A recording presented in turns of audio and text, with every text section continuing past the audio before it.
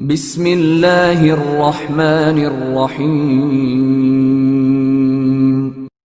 اگر پیشاب کرنا شروع نہ کر دیں، اس پر میں تفصیلی بیان بعد میں ریکارڈ کرواؤں گا، پہلے بتا دوں۔ فی الحال صرف اتنا سمجھیں کھڑے ہو کر پیشاب کرنا سنت نہیں ہے۔ نہا رسول اللہ صلی اللہ علیہ وسلم عن البول قائما او کما قال صلی اللہ علیہ وسلم، نبی صلی اللہ علیہ وسلم نے کھڑے ہو کر پیشاب کرنے سے منع کیا۔ اس میں صحابہ کے اقوال بھی بہت سارے ہیں، جن کو یہ کہتے ہیں حدیث ہے، صحابہ کا قول بھی کیا ہے؟ حدیث ہے، تو وہ بھی بہت سارے ہیں۔ رہا یہ کہ صحیح بخاری میں نبی نے کھڑے ہو کر پیشاب فرمایا ہے، تو جب جس کام سے نبی نے منع کیا ہو، پوری زندگی کبھی نہ کیا ہو، اگر ایک دفعہ کیا ہے تو وہ کیا ہے؟ کسی عذر کی بیس پہ کیا ہے۔ جو عمل ہمیشہ کرتے آ رہے ہیں وہ سنت ہوگا، یا جو ایک دفعہ زندگی میں کیا وہ سنت ہے؟ تو احیاناً تو رسول اللہ صلی اللہ علیہ وسلم نے ظہر میں جہری قرات بھی کی ہے امت کی تعلیم کے لیے، ایک دفعہ، تاکہ پتہ چلے میں کیا پڑھ رہا ہوں، لیکن جہرن قرات کا کوئی بھی قائل نہیں ہے، کیونکہ عام معمول نہیں تھا۔ تو اگر نبی نے ایک دفعہ کھڑے ہو کر پیشاب کیا تو ہمیں اس بارے میں ملتا نہیں ہے کہ کیوں کیا، اس لیے بعض فقہا کہتے ہیں کہ آپ کے جوڑوں میں تکلیف تھی، بعض کہتے ہیں کچھ اور مسئلہ تھا، وغیرہ وغیرہ۔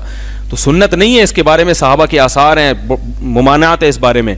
ہاں یہ کہہ سکتے ہیں کہ کوئی عذر ہو تو کر سکتے ہیں، جیسے نبی صلی اللہ علیہ وسلم کو یقیناً کوئی عذر ہوگا جو ایک دفعہ آپ نے ایسا کیا، تو ہم بھی یہ کہتے ہیں بھائی اگر بیٹھنے کی جگہ ہی نہیں ہے تو کیا کرے گا آدمی؟ تو ظاہر ہے پھر تو اب آپ یو ایس اے میں جائیں یا ادھر ممالک میں جائیں تو وہاں بیٹھنے کی جگہ ہی نہیں ہوتی، تو جب جگہ ہی نہیں ہے تو پھر کیا کرے گا؟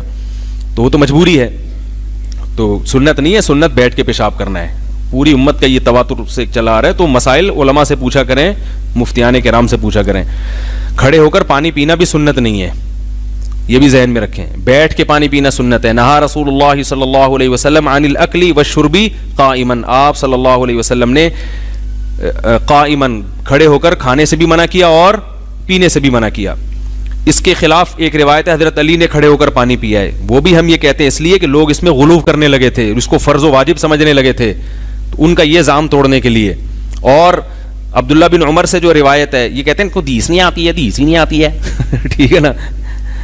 تو وہ سارے ان کو آتی ہی نہیں بزرگوں کو حدیثیں۔ وہ جو مرد اور عورت کی نماز میں فرق ہے نا، اس میں جو میں نے کہا حدیث، تو وہ عبداللہ بن عمر کا قول مجھے معلوم تھا، اور پچھلے بیان میں وہ اس کا حوالہ بھی دے چکا تھا۔ تو عبداللہ بن عمر سے مروی ہے، فرماتے ہیں ہم نبی کے دور میں چلتے پھرتے کھاتے بھی تھے اور پیتے بھی تھے، چلتے پھرتے کھاتے بھی تھے اور پیتے بھی تھے۔ تو یہ دونوں حدیثوں میں ٹکراؤ ہو رہا ہے۔ تو ہم یہ کہتے ہیں ایک طرف نبی کے قول ہے کہ نہیں ہے، ممانعت ہے، دوسری طرف یہ کہہ رہے ہیں ہم یہ کرتے تھے، تو دونوں میں تطبیق کیسے ہوگی کہ نبی کا قول بھی اپنے حال پہ برقرار رہے اور عبداللہ بن عمر کے قول کی بھی تعویل؟ تو کچھ چیزیں ایسی ہوتی ہیں جو انسان چلتے پھرتے کھا سکتا ہے، جیسے آپ نے جیب میں کھجوریں ڈال دیں، اب آپ چلتے ہوئے جا رہے ہو تو وہ کھا سکتے ہو آپ۔ باقاعدہ جو پراپر کھانا جسے کہتے ہیں وہ کھڑے ہو کر کھانا خلاف بولو نا یار سنت ہے۔ جو باقاعدہ پراپر انسان کھاتا ہے، بریانی کھا رہا ہے، کھانا کھا رہا ہے جو تمیز سے، وہ بیٹھ کے کھاؤ، انسانوں کی طرح کھاؤ۔ اور ایک چیز ہوتی ہے جیسے چلغوزے ہیں جیب میں، مونگ پھلی ہے جیب میں، سفر میں آدمی جا رہا ہے تو اب وہ بیٹھے گا تو سفر کیسے کرے گا، یا وہ تو رک جائے گا۔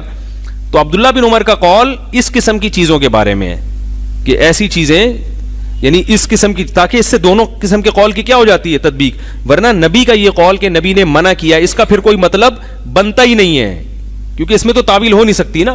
تو بیٹھ کے کھانا سنت ہے، کوئی عذر ہو تو آپ کھڑے ہو کر کھا سکتے ہیں، یہ حاصل کلام کا نکلے گا۔ عبداللہ بن عمر کا مطلب ہے کوئی عذر ہو، ہم یہ کر لیا کرتے تھے، اگرچہ اس میں عذر کا ذکر نہیں ہے، لیکن اس کی تعویل یہی ہوگی تاکہ مرفوع حدیث میں اور موقوف حدیث میں مطابقت ہو جائے۔ اور صحابہ کا صدیوں سے، تابعین، تبع تابعین کا جو عملی تواتر چلا آ رہا ہے، سب تمیز سے، یہ تو انگریزوں کے آنے کے بعد کھڑے ہو کے کھانا شروع کیا لوگوں نے، اس سے پہلے سب شرافت سے کیسے کھاتے تھے؟ بیٹھ کے کھاتے تھے۔ اچھا، انہوں نے ایک اور بات کی ہے کہ بیٹھ کے پیشاب کرنا، کھڑے ہو کر پیشاب کرنا بھی سنت ہے سوائے عورتوں کے۔ اب سوال پیدا ہوتا ہے کہ عورتوں کے لیے کیوں بھائی؟ لقد کان لکم فی رسول اللہ اسوۃ حسنہ، قرآن میں آتا ہے تمہارے لیے نبی کی زندگی میں کیا ہے؟ نمونہ ہے۔ تو ہر چیز میں ہے نا، تو پھر خواتین کو آپ نے مستثنا کیوں کر دیا؟ اگر آپ اس پہ کوئی عقلی دلیل دیتے ہیں، عقلی دلیل، تو ایک طرف آپ کہتے ہیں دلیل صرف قرآن و حدیث ہے، دلیل صرف کیا ہے؟ قرآن و حدیث ہے۔ دوسری طرف آپ اپنی عقلی، ممکن ہے کوئی کہ اس سے عورتیں اگر کھڑے ہو کر پیشاب کریں گی تو چھینٹوں سے نہیں بچ سکتی ہے بھائی، چھینٹوں سے نہیں بچ سکتی، تو ایسے طریقے بہت سارے ہیں اس زمانے میں کہ وہ کھڑے ہو کر پیشاب کریں. وہ تو مرد بھی اگر چھینٹوں سے نہ بچ سکے تو اس کو تو آپ ناجائز کہتے ہو. تو اس میں تو پھر یہ آپ کو قید لگانی پڑے گی, اگر چھینٹوں سے نہیں بچ سکتی تو ناجائز ہے, چھینٹوں سے بچ سکتی ہے تو کیا ہے, جائز ہے. اور اگر آپ کو اس کی حیا کے خلاف ہے تو ہم بھی کہتے ہیں عورتوں کا سرین اوپر کر کے سجدہ کرنا یہ حیا کے بولو بھائی خلاف. الحمد للہ.